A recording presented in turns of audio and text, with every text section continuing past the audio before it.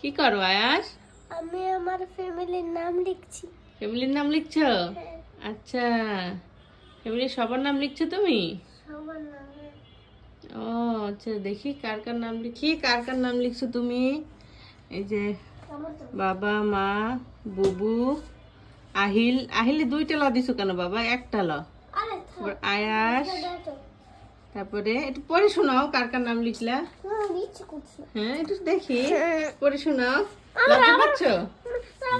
আমার হারিয়ে গিয়েছে। না, আবার হারিয়ে যায়নি, আছে। মুসা, রুমি, তোহা, দিদা, রুবি, এগুলো সব আয়াস নিজে নিজে লিখছে, ওর ফ্যামিলি সবার নাম। খুব সুন্দর হয়েছে বাবা, অনেক সুন্দর হয়েছে।